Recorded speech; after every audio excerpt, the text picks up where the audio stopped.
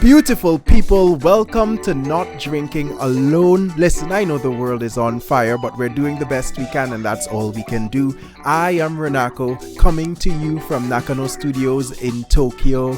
Once every other Friday, this show is going to save me from drinking by myself too much. So I'm going to invite my favorite people. I'm going to invite my favorite comedians in Japan. And sometimes it will just be me and you guys. But we're going to lime, we're going to talk, we're going to shoot the breeze. Sometimes we'll get into the heavier stuff. You know, we'll talk about being alone, the nature of loneliness and how different people deal with it. But mostly, it's just going to be a chill time. And listen, if you are by yourself watching this is the perfect time to grab a drink. Because if you're tuning in, that means that you too are not drinking alone. Welcome.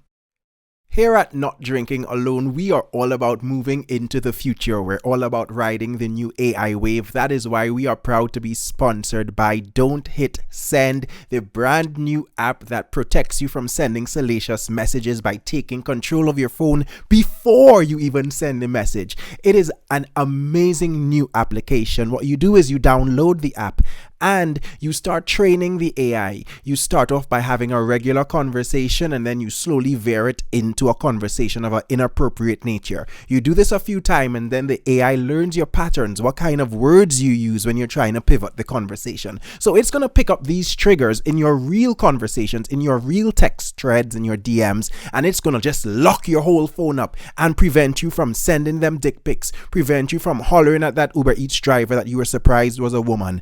This app is all about saving jobs. Everyone is worried about AI taking theirs, but download the Don't Hit Send app and let AI save your job. Now let's get to the show. Okay, so we're back at Nakano Studios for another Not Drinking Alone. This time I am joined by Alex T. Thomas, comedian, photographer, visual artist. Yes, we most recently linked on my Renako's Big Comedy Lime show where she told a story about doing mushrooms in not Japan. That's very important to note. It was not in Japan, in legal areas. But yeah, welcome to Not Drinking Alone. Thank you for having me. No, thank you for joining us. Start off with a kampai. Alex told me that she doesn't drink a lot, so I thought I would make her a drink.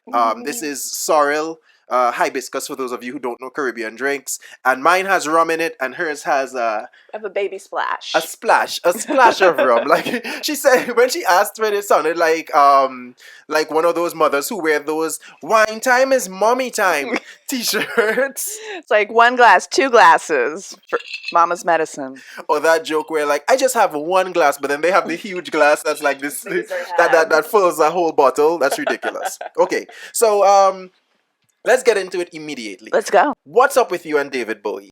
What's up? Well, as you can see, I got rid of the David Bowie hair. I cannot tell. As a black person, I cannot tell the difference. You're not paying attention to my hair? I'm so hurt. No. I cannot tell the difference between this and then what would have been David Bowie before. It just reads as David Bowie to me. Everything does? Well, he did have a blonde phase. Yes. No, this is just a recent thing. Okay.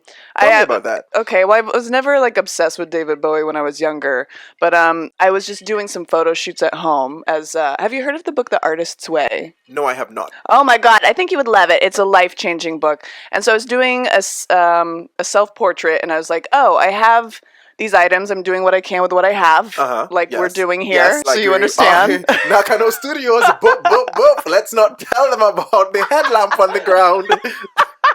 So in that same vein, with a lamp on the ground, I wanted to recreate a David Bowie shoot, and I did it just for funsies, and then everyone loved it. Mm-hmm. And then I was like, oh, I wonder if I could do that again with this photo and this. And then I just started to challenge myself as like an art project. Okay. And I kept looking like him. And I was like, well, he's legendary. I would love to be associated with a legend. So listen, the art of it is very beautiful. Like I like seeing when you do those shots. Oh, thank you. And I was like, do you see him? But it can't be reincarnation because he died after you were born. Yeah. But Or maybe his spirit just landed on you. You know, he was just looking for a vessel that matched. Absolutely, yeah. No, I'm feeling that actually. There's this silent film actress who is. Have you heard of the movie Sunset Boulevard? I've heard of the title. I don't know nothing about the movie. Legendary movie. Anyways, short story. There's this interview with her, and she's just like this over-the-top, fabulous woman who was partying up until she died. To the day she died, she was like 84. Nice. And she was in New York. Big respect to that. Big respect to doing drugs in your old age. She was partying in New York, 84, and it said she had a heart attack the next day, but the night before, she was 84 years old, out on the town, still loudly proclaiming her legendary status as the best movie goddess actress of all time. And I was like, that's one of the best ways to go. Yeah, exactly. Just like, you know. So I was like, she died like 2 years before I was born, and I think a piece of her was reincarnated in me. I see. And so I really resonated with all of her over-the-topness. Okay. So I think just that sort of otherworldliness is my sort of direction that I'm going. Did you learn anything about David Bowie during your foray into becoming him? Yeah. Becoming him visually. Yes. Did you try to tap into him spiritually as well? I found connections that wasn't unexpected connections. Okay. And so I watched the movie The Man Who Fell to Earth, and it came out in the 70s, and I watched it a long time ago, and I was like, this is extremely boring, not very interesting. But then once I started to get into Bowie again because of all the photos I was taking, every time I rewatched it, and every shot I saw, I was like, oh, actually, wait, I have stuff at home. I could maybe redo this. Okay. So it's just like kind of an artist challenge. So it turned into a very extended kind of project for you. Okay. So just to solidify, for anyone who might be wondering, you are not trying to single white female David Bowie. No, it's inspired by. Okay, so I'm not gonna see you like showing up at Iman's house and you're all like, it's me, no, baby, I'm back. Iman's daughter is fine as fuck though. Yeah, no, they're such a beautiful couple. Oh my god, yeah. So very good looking people. Yeah, absolutely. I would be honored. So yeah, anytime someone gives me a compliment that's like, "Oh, you look just like Bowie," I'm just like, like it's such a nice compliment. But I don't want to. I want to do my own thing, obviously. So like you're referencing Sunset Boulevard. You're talking about Man Who Fell to Earth. Yeah. Like, is your entertainment now, your media now, is it more still like throwback stuff, or are you like me, addicted to current social media and very much on it? Oh yeah, no, I'm very much. I love weird period pieces, but by period I mean 80s and 90s. Okay. So I do watch a lot of. I'm always looking for a hidden gem of movies. I watch really shitty, weird, like 90s movies. Is that enjoyable? Sometimes. What's the fun in it? Because I can see, I like the way the houses and the architecture were made and the outfits. I'm a very visual aesthetic person. Because I try to watch old shit and it's just... It depends. God. There's some that's so bad that they're good, and then there's some that are just bad, and I was like, I have to turn this off. Don't leave me, baby. It's just a lot of just dramatic. And, no, it's, So no. Just women being slapped every 2 seconds. It's, so sometimes I'm like, but no, I'm obsessed with movies ever since I was a kid. I worked at video stores growing up, which don't really exist anymore. Cool. You guys, I don't know if anyone is watching this of the age where they have no idea what a video store is, but it used to be a thing. Do you like movies? I'm getting obsessed. More into them now. Okay. I'm seeing some of the art form stuff of it, but it's still very much for me like movies are entertainment. I'm getting a little better though at like appreciating cinema for cinema. Like, because I try to do this thing now where I do like one movie a month. I go see one movie every month. I try to watch 300 a year. No, I mean go to the theater. Oh, that's fun. Yeah, I go to the theater. Yeah. I was like, one a month? You watch 12 movies a year? But I watch like a lot of TV though. Like, I watch a lot of shows. TV. Yeah. So we're just on opposite sides of the spectrum. Yeah. So you're watching that many. For you, what are comfort watches? Oh, I actually there's this amazing app that I love called Letterboxd, and you can keep track of all the movies you watch, and it's like a social media site for movie nerds. Okay. And so you can make lists. Why people be doing something weird? This is so all the movies great. I watched. it is. Did But you watch? review them.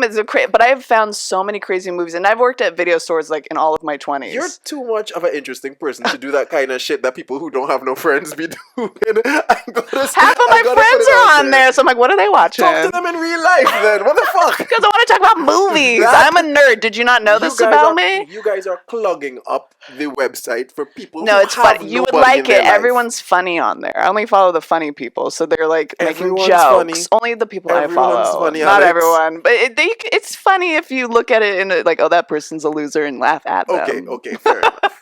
There's always something to be laughing at. I don't see losers anymore. I just see mental health patients. That's where honestly, now I'm like, where on the spectrum is this person? That's exactly off it. They have fallen off of said spectrum. They need to be reeled back in. Yeah, that and sometimes Letterboxd is not the place for you to get the help that you need. Not at all. But I have a comfort watch list, and so I have my comfort watch. Have you heard of the movie like Wet Hot American Summer? Yes. It's a bunch of comedians did that. Yeah. That's one of my comfort ones. Okay. Shaun of the Dead. Okay. Let's see. I watch a lot. I have a lot of stand-up comedy as my comfort watches. Okay. Like Bo Burnham's Inside and those ones. So it's just like whenever I'm just like, oh, it's been a day, I just want to watch something. Have you watched James A. Caster? I think you'd like him. Yeah. I've seen clips. I haven't watched the new one he put on Netflix, but it's on my list. I don't want to get too bogged down. Last podcast we talked a lot about stand-up, so let's not get too bogged down in stand-up shit. But this is you see, this is the fun part of it. Like, I think I've been meeting a lot of people now that I don't know that deeply, but it's nice to be in a space where I'm meeting people like, oh, you know what, I like your energy. Yeah. That's how I end up inviting you to do the show, and you did really fucking well. You were very much invested in the process. Yes, which I like. Absolutely. How was that for you, by the way, doing the show? Oh, great. It was fine. I was upset because I messed up the middle part a little bit. It just wasn't as smooth as I wanted it to be. Well, because I messaged you because I was like, oh, I want to see your show. And then immediately you're like, do you want to be on it? And I was like, oh, because I hadn't seen your show yet. So I was like, I guess I'll just dive right in. And then you were very hands-on with the whole process. And I was like, oh, okay. So that was sometimes I'm genuinely floundering to find people on one hand, and it's because I am selective. Yeah. Like, there's also the part where, because I'm so hands-on during the pre-process, it's like, if I don't vibe with you, I don't want to put you in that situation where you're uncomfortable or where I'm uncomfortable. Because I know there's so much shit I need to worry about. I can't worry about me and you's relationship. Yeah. You know?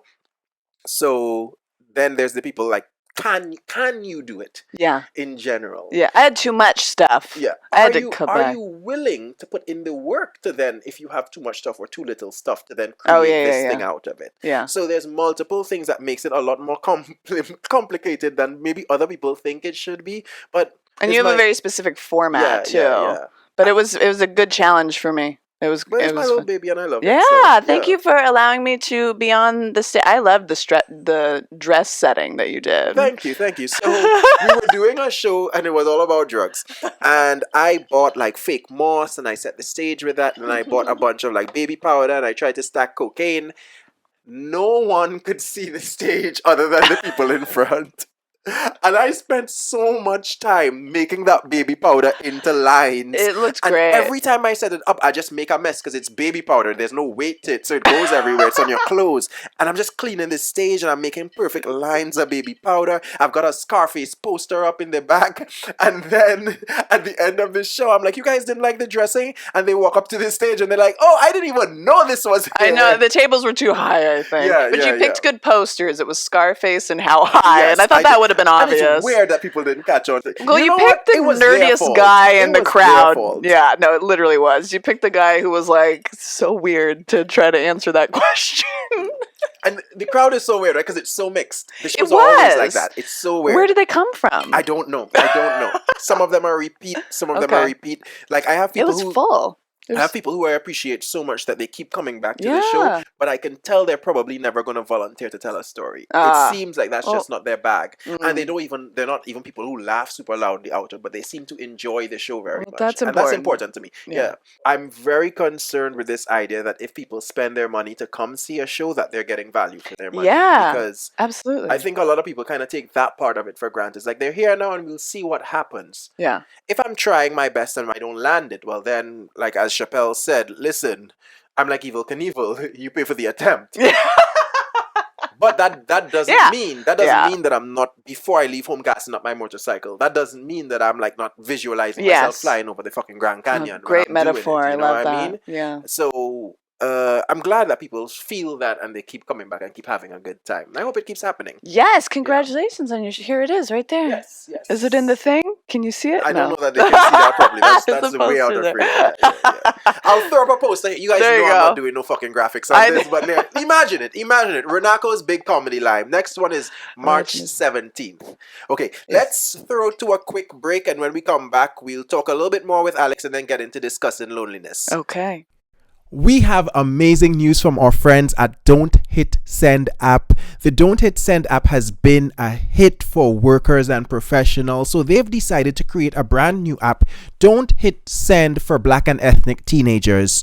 If you, like me, were once a Black or ethnic teenager, you know what it's like to grow up in a household and start feeling yourself and start thinking you want to exert your adulthood and then get slapped in the fucking mouth. Do you want that to happen to your younger family members? No? Then you have a solution. You have the perfect birthday gift, Christmas gift. It's the Don't Hit Send app. Buy it for them, send it to their phones, let them train with the AI, let them talk to the AI like if it's their parents, and at that moment of inflection where they start getting out of pocket, the app is going to learn all the trends, all the words that they use when they start to get into that area of disrespect. And what's going to happen is when they're having these conversations with their actual parents and the actual adults in their life, possibly you as well, the app is going to shut everything down. It's going to stop them before they send the message and prevent them from getting slapped in the mouth. It's really, as I said, just beautiful technology for the times that we live in now. A lot of people are worried about AI coming in and beating their ass, but this is a piece of AI that's going to save Black and ethnic teenagers from getting their ass beat. Download the Don't Hit Send app for Black and ethnic teens. Back to the show. Okay, so we are back with Alex T. Thomas, and she, more than anyone else who I have brought on the new format podcast, has been very interested in having the discussion about loneliness. And so my first question is, on a scale of 1 to 10, how often, in terms of, if 10 is all of your time, and 1 is, 0 is none of your time, how often would you say you're alone? Oh, maybe like 8 or 9. 8 or 9. So you spend a lot of time by yourself. Yes. And on the same scale, how often do you think you feel lonely? 0. 0. Never. 0. You're obsessed with yourself. Absolutely. Okay. 100%. Okay. I have so much fun with myself. So you do not consider yourself a lonely person at all? Not even a tiny bit. Do you consider yourself an isolated person? No, not at all. Okay. Not even with spending that much time by yourself? You don't consider that, like, without a value to what the word is, isolated? Mm-hmm. Well, no, because I don't feel isolated because I have the internet. Okay. So I never really feel that I'm truly alone, but I think, because I've been thinking about this a lot lately, and I've been talking to some friends about it too. I think for one, I'm an only child. Mm-hmm. So I know how to entertain myself my whole life. I've never had to rely on someone else to entertain me. Mm-hmm. And so I was like, from like 4 years old, like making movies with like my Barbie dolls. Okay. And so I've always been in my own world, and I can entertain myself. I've never been bored. Like there's always just something to do. There's books I haven't read. There's movies I haven't seen. You know, there's just so much to do. Mm-hmm. So I don't have that problem. And I think a lot of people who are lonely are just haven't found, either they are afraid to spend time with themselves, or they don't think to, or they haven't found a deeper connection with the current friends that they have. Okay. So I think it's, I think I'm very lucky in that I've always had someone who like has the same brain connection as me, and my best friends come in and out. Like I'm always making, because I've moved around. And where have you moved to? Well, I mean, for one, I grew up in Seattle, and I had those friends up until I moved abroad, and so I had very core, strong friendships, and we loved doing the same things. Yeah. So I was like, this is great. There is one instance where I think I almost felt loneliness, but ironically, I was surrounded by a bunch of people at the time. Yeah, we discussed that as well, like the idea of like feeling lonely in the middle of a bunch of people. Yeah. Because it's just like lack of connection, you know? Exactly. So I think that's what it is people feel a lack of connection because perhaps they don't know themselves well enough to know what connections they actually need, is a theory that I've been thinking. But okay, but sometimes there's just like, so for me, I've found myself a lot. I know in recent times, I think I have been a lot more intentional about specifically what connections I'm missing in my life. Yes. For example, I would like a close male friend who is as motivated as me in the creative space and is also so we can collaborate and we can write together. And I have not had that. Yes. So that I've makes been sense. grieving that without even knowing specifically what I'm grieving for a very long But time. now you know what it is. I do, and but you can look for that. But looking for it doesn't always mean that I'll find it. Of course you'll find that. Yeah, but it's how long until? I'm not saying I won't, but but you know what I mean? So in that, and particularly when it's, the more specific it gets, the more difficult it does get then. Yeah, that is very specific, especially as a foreigner living abroad in the country where people don't touch each other. Not just that, and then you add to the fact that I'm a black foreigner, you add to the fact that among black people I'm Caribbean, which lowers that as well.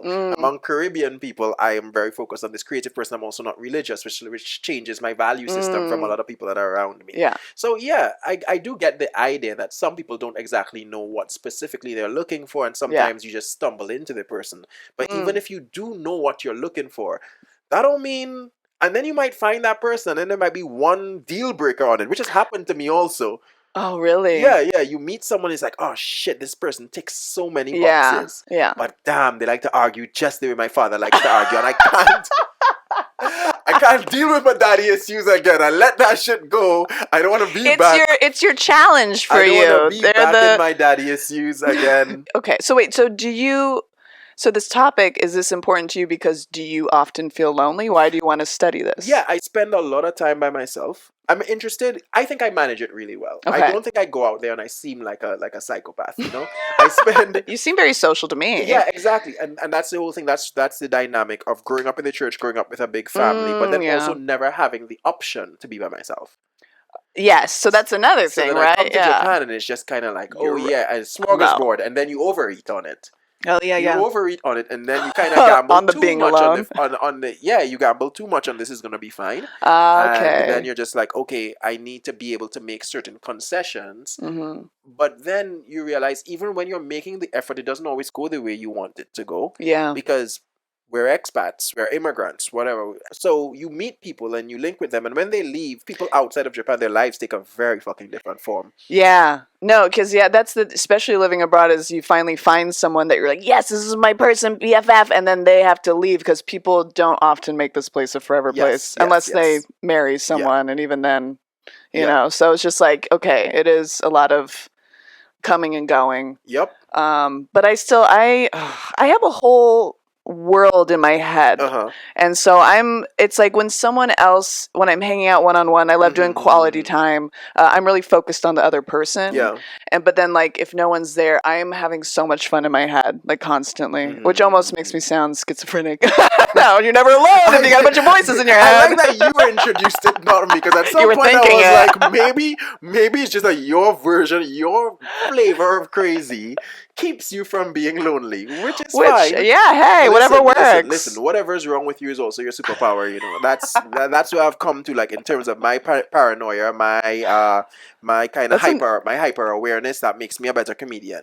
Yeah, that's a nice spin on it, calling it a superpower. Keeps me safe. Yeah, whatever the minus is, but regardless of whether it's mental health or whatever, whatever it is that's weighing on you, they can look at it as a feature of whatever it is that makes you good or makes you special or whatever, you know? Yeah. God, I sound like an after school special. I love it, though. I love to be inspired. We're all special in whatever way, even you. And don't let nobody touch your special parts.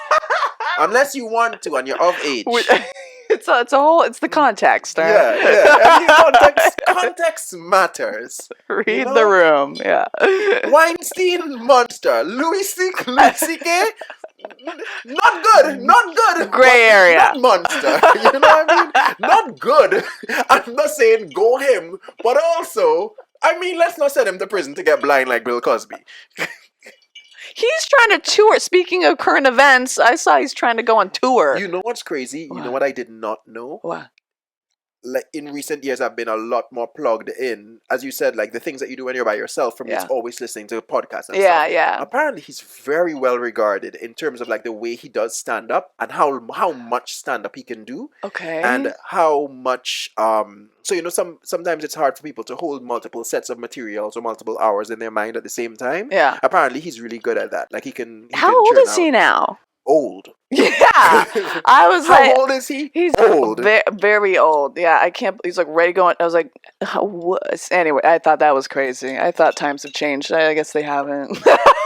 What do you think times have changed in terms like, of keep him in jail? He did a bunch of bad things. Yeah, because he's like, I'm ready to go on tour. Oh, okay. Cool. And everyone's like, what are you really big ups to him?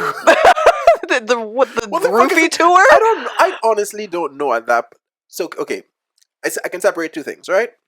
And I'm not talking about separating the art from it. I'm talking about him, looking at him as a person. Okay. I think that doing the comedy thing is impetus.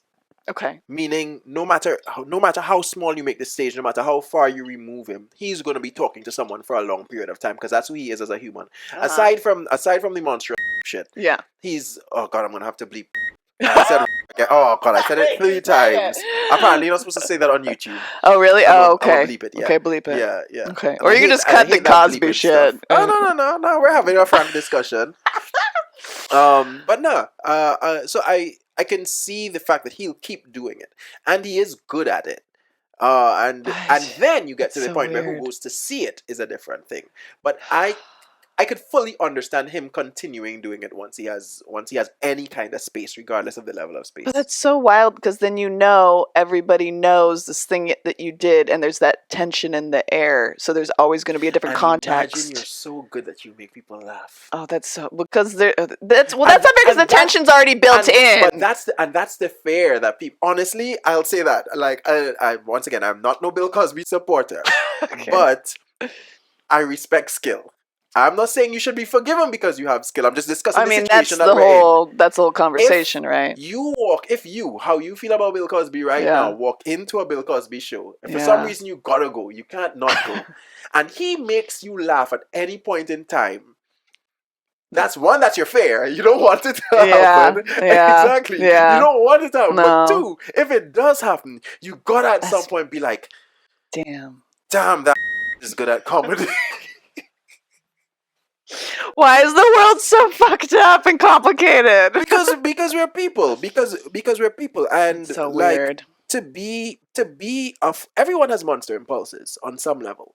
Some people think of it as like, oh, it's only because you have the backing of being safe that you did that. But when I look at people who have been able to put themselves, especially people who have been able to put themselves in positions that other people who started at the level of life that they started at weren't able to, I'm like, no, he'd have been a monster anyway. Oh, I see. He has enough ambition. Like if he never wanted to treat that thing inside of him, he was allowed to be famous and people covered for him. But if he knew he had to be a monster under the cover of it, some people only use the power that they have. Some people only use the power they have. But some people, you look at their ambition, you're like, nah. I see what you mean. He'd have gone for it. He'd have gone for it regardless. So no matter what life path that would have happened. If they didn't address that spirit of being ambitious and that spirit of seeing roads that other people can't see and going forward for it, like the things that they say that Cosby has done in terms of the entertainment world and the way he's expounded. Imagine if he put all that energy into harassing women. And that's what I'm saying. That is the point that I'm making. If he had nothing else fucking going for him but that. That's interesting. Or is it the opposite? Because he became that powerful and famous, he thought he could do those things and get away with it. But the question is, how did he become that powerful? How did he believe because of the ambition? How did he believe he could become that powerful and famous when it didn't seem like it would make sense? Do you think that he was lonely? I think it's impossible to not be lonely. Every person who's successful talks about it. The higher you go, the more people fall off. I think it's you're surrounded by yes men. Yeah. And so you don't have that direct connection. But you don't want to be surrounded by yes men, but you also don't want to be surrounded by everyone criticizing you. You know, like if you don't have you need soft spaces to land, but everywhere can be a soft space to land. And that's the thing, like it takes balance. And that's the thing about being in that position and doing it well. You've got to end up being the balance for yourself internally, totally. Yes. Because either you're going to have too much of one or too much of the other. And because you're in this position where you have so many tools accessible to you to basically blow yourself up, because America loves that shit. Yeah. You have to kind of always be checking in and being like, where is this? Where is this? Because Kanye is a good example of having no men to the point where you built up, like when he was coming up and people telling him, no, you can't be this and just be a producer or whatever. Yeah. So I did all of this ignoring everyone who told me I couldn't do it. Yeah. Where, if I lose my internal rudder, who gonna correct me? Yeah. Because I proved you wrong. Yeah. And if I had any point in time listened to you, I wouldn't have gotten to where I got to. Yeah. So it's gonna continue. So I'm just gonna keep going. I'm just gonna keep going. Do you think Kanye's lonely? I feel like Kanye might be closer to you. To me? In terms of there's delusional? Always something very interesting. Absolutely insane? Oh, I'm gonna clip that. I'm gonna clip that. I know. Here's the thing about being delusional. I think when you're building delusions, that's the workshop before you bring it into reality. Oh yeah, I think every person who's extremely successful, especially people who didn't come from that, are great. I view myself as like the things I see, the places I see myself going. I'm like, something wrong with you, but anything's possible. It's the same thing I believe about love. What's that? Most likely it's not going to work out. But if you believe it's not going to work out, it's not going to work out. Okay, I actually wanted to talk to you about this. I know we're supposed to talk about loneliness stuff, but I do have strong opinions about loneliness, but I want to talk more because I've heard you mention both on your podcast and during your show that you are a little bit into the woo-woo stuff, as we're calling it. Very little bit, yeah. So do you have people to talk to about woo-woo stuff? No, I could talk to my dad if I wanted to, because but he'll argue with you and you hate that. My woo stuff is exactly that. My woo stuff is more it's not founded, you know? Like I pick up what I want to pick up and I leave what I want to leave, and I choose my vibes when I have them. Perfect. And that's how to do it, honestly. And I throw my energies behind. I believe in energy when I want to, and I believe in logic when I want to, and maybe I'm right, maybe I'm wrong. I think it's a mix. I haven't seen anything in life that's told me that anyone has it fully figured out. So I'm just so I just do what I want to do, and I don't really preach to anyone, you know? Yeah. I think I've settled very much on the idea of like energy just moving in general. Yes. Universe stuff. Yes. I like the idea of intention and affirmations and all of that kind of stuff. Same. When I believe in things like affirmations and intentions and that kind of thing, the red car theory is like a real psychological thing. Like if you go out saying red cars, you're going to see more red cars than you usually do. Yes. So in that same way, regardless of which side you take it from, you know, regardless of which side you take it from, you're able to see the manifestation basically on that end. Okay. I believe in, I think between my dad and living in Japan, I do believe in ancestral worship and that tie to some level. Yeah.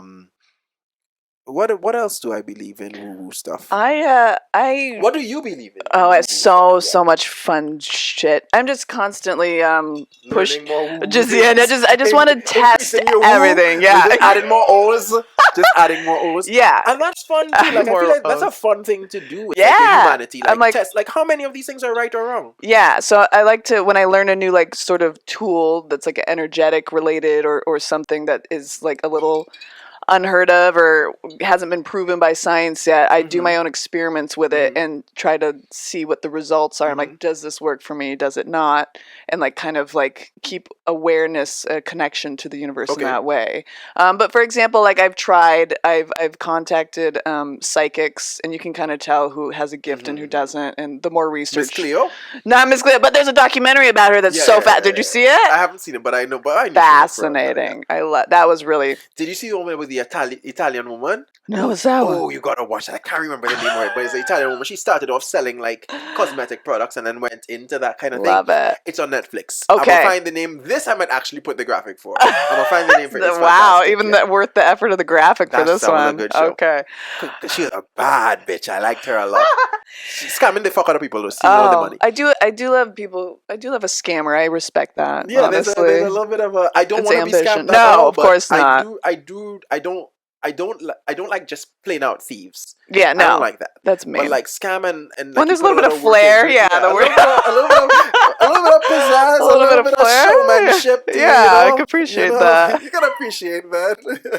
A little bit of dazzle in it. Exactly. What's my effort into taking my money from me? Then I'm like, you know what? You earned it. You earned it, my money, just for that alone. I mean, you know what? When I write my suicide note, the thing about you, it's gonna be a little bit positive.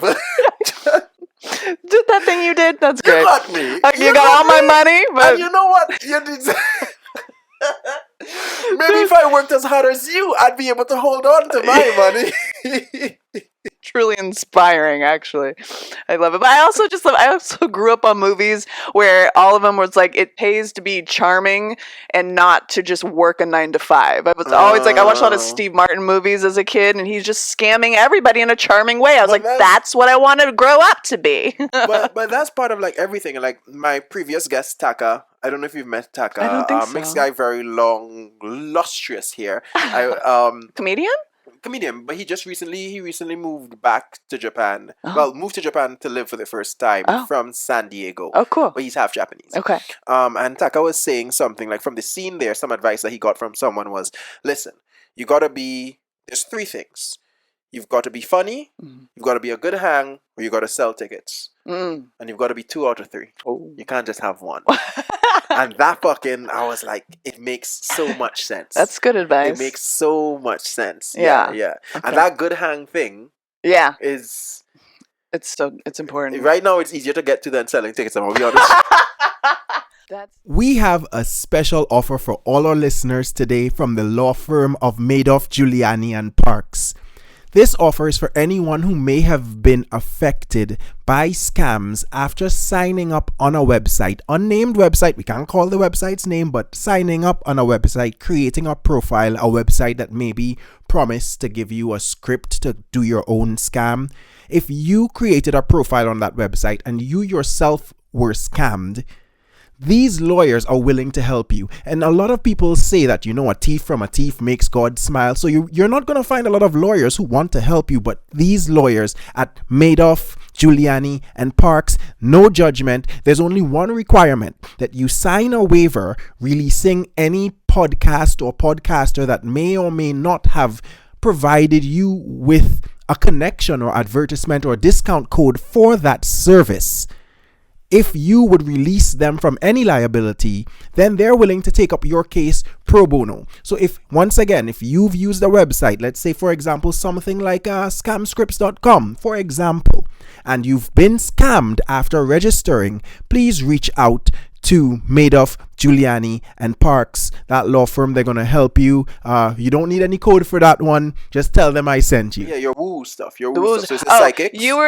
So you were talking about ancestor stuff. Yeah. I talked to a medium who is different than a psychic. A medium can talk to dead spirits. Okay. That was a whole... Does a psychic speak to live spirits? No, so psychics and mediums are different. They have different... There's so many dimensions we can't see, and they can feel that energy from different dimensions. And what does a large do? What don't chick? Sorry. Yeah, no, that's good. So I like that. Psychic, medium, and a grande. The medium, the energy was so different because she's like, so have you met a medium before? And I was like, oh, I saw a psychic. She goes, oh, no. I talk to dead people. And she said it really funny. And I'm just like, oh. And I wasn't ready to talk to grandma. I like that I'm discovering, hold on. Yeah, like, wow. Hold on. I like that I'm discovering a brand new world beef. A beef that in a world that I didn't know existed. Anywhere there's humans, there's beef. That is fair. Someone's going to be mad even after death. They're going to come back and be like, who can hear me and tell that alive bitch I got something to say? What did medium say to you? Well, it was just, the energy felt so, like, instantly different. She goes, oh, I got 6 spirits here that want to talk to you. And I was like, what? Because I wasn't even ready for that. I was ready to just hear some future predictions. And you believe all of this stuff was true? I could feel it. Okay. Like the energy in the room shifted. You were on no drugs? No drugs. Okay. And there was no. I was completely sober. Can I ask how much you paid before we get into? It was in Australian dollars. I think it was like 100 for an hour. Australian dollars is how much yen? It was cheap. Okay, not a lot. Okay. So you went for her gift. Cheap. Now describe this lady. I want you. She was so cool. She was casual. The part that you truly believe in, but I want to be fair to my listeners. My two Are they all skeptics? My 2 listeners, as everyone's like to say. No, but let's set up this scene for them. Describe this woman. How old is she? Not much older than me. Okay. So yeah, she was maybe like I don't know, maybe early 40s. Okay, so this chick then. I'm not calling her a woman or a lady. This chick. Yeah, no, she was so grounded. What was she wearing? Just normal clothes. She just had a gift. She wasn't wearing a turban or anything like that, you know. What's her place like?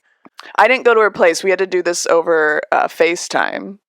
But you don't need that to be you're already giving me a skeptic face look. You're just like, no, listen, the realm's everywhere. The energy, we don't question Wi-Fi and we get downloads all the time. Whose side of the FaceTime with the spirits on? Like, was she talking to them? I was FaceTiming with my grandma. Were they talking to them? Were they behind you talking to her? She was just on her couch and she was like, okay. And then all of a sudden she just could kind of like sense. Okay. And she would start describing. She's like, okay, this person looks like this and has this energy. And I was like, oh my God. She's off to the side on your Facebook looking at your so, She liked to wear a Grandma's Kiss Me I'm Irish. Kiss Me I'm Irish. Anyone with a Kiss Me I'm Irish t-shirt. She knew nothing about me, but then she could describe to a T my past relatives. Okay. And said things that only past relatives would know. Like a complete stranger. How jarring is that? To just have a complete stranger know very intimate details about your ancestors. I get drunk and talk a lot, so I have had that experience quite a bit. But okay, I do. Jokes aside, I would. That would get me. But like I just like the energy. Oh, yeah. I lied. That would make me throw up an even bigger skeptic wall. Why? I don't know. That's just how I am. Okay. I'm just like I'm getting scammed somehow. Yeah. So I don't really trust people. Thank you for having me in your home. I've gotten over that thing that I used to do where every time I'd have like a girl come over to sleep and I knew she'd sleep over, I used to hide my knives. Well, I don't see your knives now. I used to put my knives in the bookcase. Yeah, I would just panic that I'd fall asleep and they'd go into the kitchen, find the knives, come and stab me. Oh, you thought they would kill you? Okay, I see. Okay. Yeah. Wow. Okay, interesting. I'd hide my credit cards. And a lot of these women had more money than me and I knew it. But yeah, so about the trust thing, it's something I've worked on. I think I behave too rationally so people don't know how crazy I am. But like, there's a lot going on in my fucking head. I'm gonna be real. Honestly, I think it's a miracle that people randomly let people into their homes every day. You know what I mean? Yeah. Like, I'm just like, what? Like, it's the same thing as driving, right? Yeah. How do you trust people are going to stay in their lane? Yep. Oh my God. Plow into you all the time. But yeah, they could just do that. Like yeah, so yeah, I don't think I trust people that inherently. I don't think I inherently trust people, but I do trust myself enough that I know when I can let down my barriers a little bit. So then the question is, because you have these walls, it sounds like you have a lot of barriers, do you feel lonely?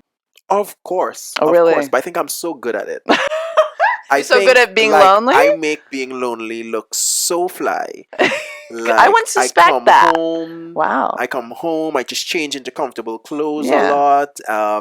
I just watch some TV and I eat something. When I feel sad, I know exactly like what to go to the combination of food or whatever. Oh, that's nice. Yeah. Like you deal with it because it's not other people's problem, it's mine. Yeah. And it's through choices that I've made, and it's not choices that I'm trying to unmake. It's like, this is part of my journey that I'll be like that. And perhaps it'll be a feature of my journey all the time. Okay. You know? This is the road that I have to walk. Other people have different roads to walk. Okay, so I'm then okay with that. I guess a follow-up question I have is, through this podcast, are you talking about this subject because are you hoping to find a different answer from somebody about loneliness? No. Oh, we had to go towards the ending, and you asked a nice ending question. I'm not trying to find a different question. I'm just trying to perhaps be less obsessed with myself and be less I mean, I'm fantastic, of course. I deserve I was being like, why obsessed would with, you but not be? Yeah. in terms of be less be less arrogant about what my human experience is, that I believe that no one else is experiencing what I'm experiencing, and what I'm experiencing is so unique. Oh, okay. So are you looking for someone who feels the same amount of loneliness that Not you do? not the same amount. I'm just curious. Okay. Like, what do you do? What makes you feel that way? Do you feel that way? How do you manage it when you feel that way? It's just Mm. it's me doing something that I think, as someone who wants to be a storyteller, it's Mm-hmm. necessary for me to do, which is to be less invested in my own story, because I've been Mm. invested in my own story for so long, and try to get more invested in the stories of others. Oh, interesting. Like, to hear Okay. you say, "Oh no, I have this fun," because I relate to you and having stories in my mind, but like, Mm-hmm. it can't always stretch to the point where I don't feel lonely. But your similar features, but you listen a little bit differently, but it's applied in very different ways. If Mm-hmm. you understand what I'm saying, like mine, sometimes I just don't want to be in that story in my head anymore. I I'd like to be see. around someone who is gonna make me just sign off. I Okay. feel comfortable around them, or I'd like to get some pussy, because once you get pussy, like, it switches something. You get a little bit of a break It's a chemical after thing, you come, yeah. yeah. So you get pussy, dick, whatever you need. But like, after you come, it kind of like powers you down a little bit. So there's that feature of it. Mm-hmm. There's me, like, during Corona or whatever, I Mm-hmm. started realizing a lot of weird things were happening with my mental health, and I started Oh. learning about skin starvation.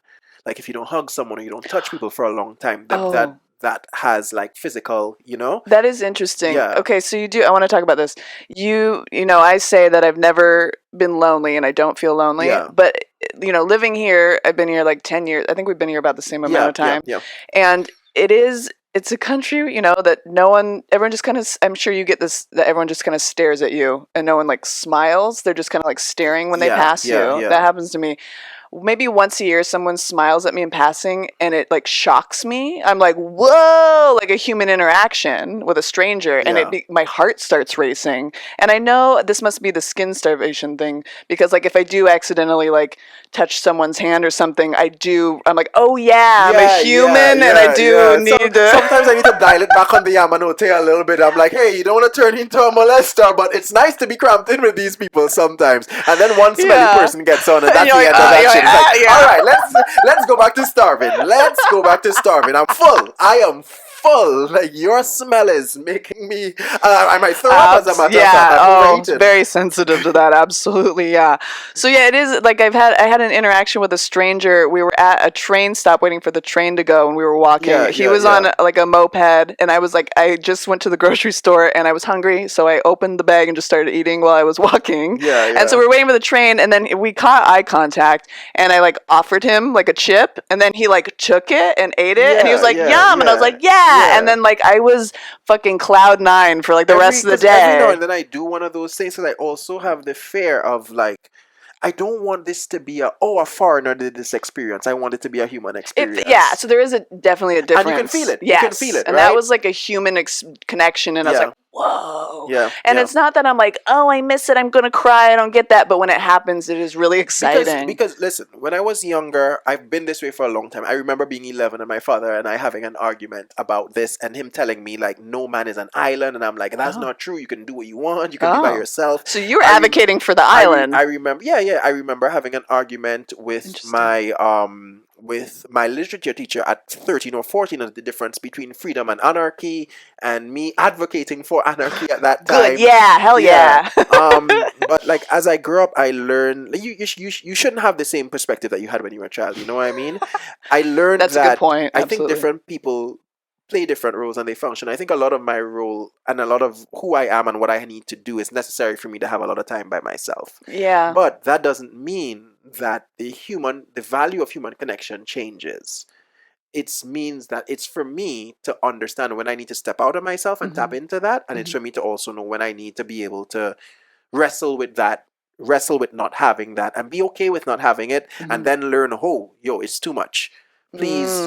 And to have the people that you can tap into, it means that you need to learn how to maintain these relationships and treat people in such a way that they'll be available to you. Because if you don't do that, they won't always, you know? People can feel when people are like desperate and needy. Yes. And then they pull away even more, which makes needy people want to, and it just becomes this awful thing. So you definitely have to balance your relationships, your energy with people. Yes. And your effort. Yes, absolutely. Yeah.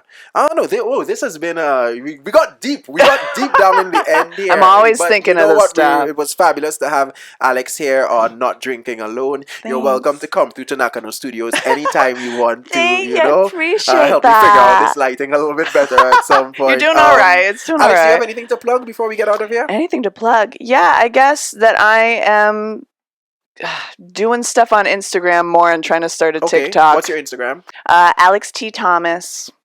And I do comedy and portraitures and taking photos of myself. And are you available for hire, by the way? I am. I am. Okay. Like, do you have a page or a website for that? You can just DM me. Okay. Yeah. Just get her on Alex T. Thomas. Is it THOMAS? Yeah. Yeah. Alex T. Thomas on Instagram, and you can find me at Renako Universe on all socials and my website renakouniverse.com if you need to get on to me.